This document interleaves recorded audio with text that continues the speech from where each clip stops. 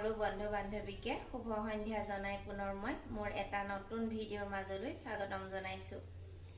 মই আজি এবিধ অতি সহজতে বনাব পৰা মিঠাই ৰেচিপি আপোনালোকৰ মাজলৈ লৈ আহিছো। আশা ৰাখিছো আপোনালোকে আজি মোৰ ৰেচিপিটো ভাল পাব। বাৰু যি কি নহওক এতিয়া আমি ভিডিঅ'টোৰ মাজলৈ আগবাঢ়ো আহকচোন। খাজা বনাবৰ কাৰণে মই এয়া এই কাপটোৰে 1 কাপ 2 কাপ 3 কাপ এয়া 3 কাপ এডোখ ময়দা লৈছো। এয়া মই আধা চামুচতকৈ অকণমান কম নিমখ লৈছো। ইয়াত কিন্তু বেকিং পাউডাৰ বা বেকিং সোডা ব্যৱহাৰ কৰিব নালাগে। আৰু চাহৰ সৰু চামুচখনেৰে মই এয়া 2 চামুচ 3 চামুচ ৰিফাইন তেল দি দিছো। ইচ্ছা কৰিলে আপোনালোকে ইয়াত ঘিউ বা বাটাৰো যোগ কৰিব পাৰে। আৰু এতিয়া মই এইখিনি নৰ্মেল ঠাণ্ডা পানীৰ সহায়ত এটা ডো প্ৰস্তুত কৰি লওঁ। এয়া মোৰ ডোটো হনা হৈ গ'ল। বেছি কোমল কৰিও হনা নাই আৰু বেছি টান কৰিও হনা নাই। মই এয়া ওচৰৰ পৰাই দেখুৱাই দিছো। এতিয়া মই এই ডোটো 10 মিনিটৰ কাৰণে এনেদৰে ঢাকি ৰাখি থওঁ।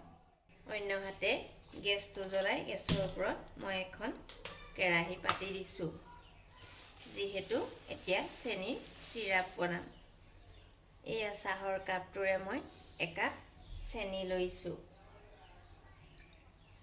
1 কাপ চেনিত মই এয়া আধা কাপ পানী যোগ কৰিছো। ফ্লেভাৰৰ কাৰণে মই এয়া অকণমান দালচেনি গুড়ি যোগ কৰি দিছো। গেছটো লো টু মিডিয়ামত ৰাখি এতিয়া এইখিনি অলপ সময়ৰ কাৰণে উতলিবলৈ দিম।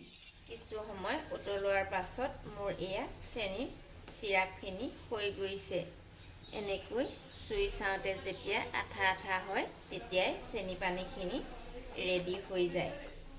এতিয়া মই ইয়াতে কালাৰৰ কাৰণে 2 টোপাল ফুড কালাৰ যোগ কৰি দিছো। নিদিলেও কোনো কথা নাই। এতিয়া মই গেছটো অফ কৰি দিওঁ। 10 মিনিট মানৰ পাছত এতিয়া মোৰ এয়া ডোটো খাজা বনাবৰ কাৰণে কোমল হৈ পৰিছে। এতিয়া মই কাঁহীখনত এনেদৰে অকণমান সময় পুনৰ ডোটো এনেকৈ সানি লওঁ।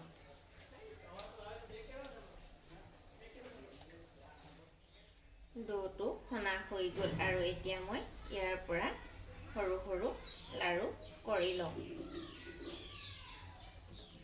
এয়া মই এনেকৈ সৰু সৰু লাৰু কৰি ললো আৰু এতিয়া এইকেইটা বেলি লওঁ।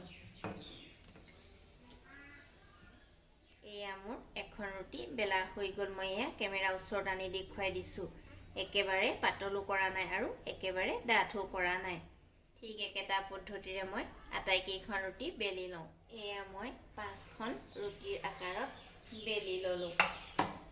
এতিয়া মই এনেদৰে এখন লৈ লৈছো আৰু এয়া ৰিফাইন লৈ লৈছো। ৰিফাইনখিনি এনেদৰে ৰুটিখনৰ ওপৰত সানি লৈছো। এয়া অলপ শুকান ময়দা লৈছো আৰু ময়দাখিনি কম কমকৈ এনেদৰে গোটেই ৰুটিটোৰ ওপৰত দি দিছো। ঠিক একেটা পদ্ধতিৰে মই আৰু এখন ৰুটি এই ৰুটিখনৰ ওপৰত জাপি দিছো। পুনৰ এনেকৈ এইখন ৰুটিৰ ওপৰতো অলপ ৰিফাইন সানি দিছো। বৰ বেছিকৈ কিন্তু ৰুটিখনৰ ওপৰত ৰিফাইন সানিব নালাগে। জাষ্ট গোটেই ৰুটিখনৰ গাত অলপ লাগিলেই হৈ যায়। পুনৰ মই এইখন ৰুটিৰ ওপৰতো অলপ ময়দা দি দিছো।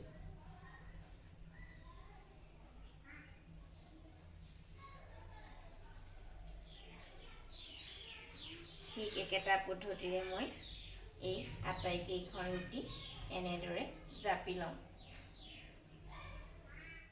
আটাইকেইখন ৰুটি মোৰ এনেকৈ জপা হৈ গ'ল। এতিয়া মই এনেদৰে আলু খোৱাকৈ মুকুতাই এটা ৰোল কৰি যাম। এই ৰোলটো কৰোঁতে কিন্তু খুব সাৱধানেৰে কৰিব লাগে। এনেদৰে হাতেৰে অলপ প্ৰেছ কৰি দিব লাগে। এয়া মোৰ ৰোলটো হৈ গ'ল। এতিয়া মই এখন ছুৰীৰ সহায়ত এইটো এনেদৰে কাটি ল'ম।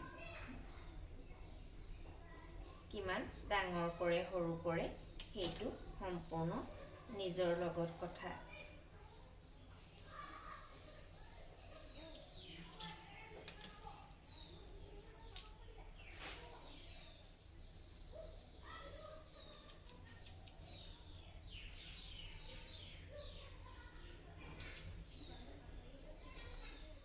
আটাইকেইটা পিচ মোৰ কটা হৈ গ'ল আৰু এনেদৰে দুইটা মোৰ অকণমান দীঘলীয়া কৰি এনেদৰে অলপ হেঁচি দিব লাগে।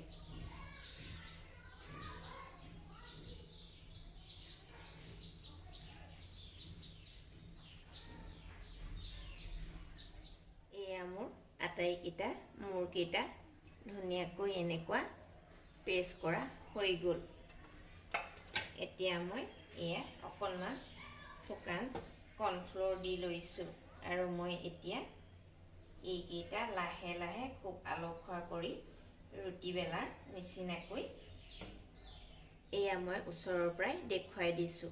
এনেদৰে আটাইকেইটা মই পুনৰ বেলি লওঁ, কিন্তু বহুত আলসুৱাকৈ বেলিব লাগিব, বেছি পাতলো কৰিব নালাগে। এনেদৰে মই আটাইকেইটা পুনৰ বেলি লওঁ। এয়া মোৰ পুনৰ এইকেইটা বেলা হৈ গ'ল। গেছটো জ্বলাই গেছৰ ওপৰত এখন মই কেৰাহী পাতি দিছিলোঁ, তাতে অলপ ৰিফাইন দিছিলোঁ আৰু ৰিফাইনখিনি গৰম হৈছে। এতিয়া মই কম কমকৈ এইখিনি ভাজি ল'ম, একেবাৰতে বেছিকৈ দি নিদিওঁ। গেছটো কিন্তু মিডিয়ামত ৰখা হৈছে।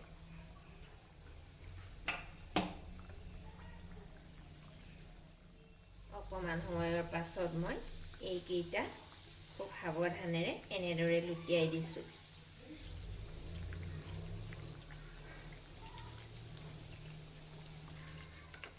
এয়া মোৰ এইকেইটা ৰঙচুৱা হ'ল। মই ইয়াতকৈ আৰু এয়া ৰঙচুৱাকৈ নাভাজোঁ। এখন জালনা হেতাৰ সহায়ত মই এইকেইটা কাঢ়ি লৈছোঁ আৰু এয়া চেনি পানী যে উতলাই থৈছিলোঁ এইখিনিত এই গাজাকেইটা দি দিছোঁ। ঠিক একেটা পদ্ধতিৰে মই এইকেইটাও ভাজি লওঁ।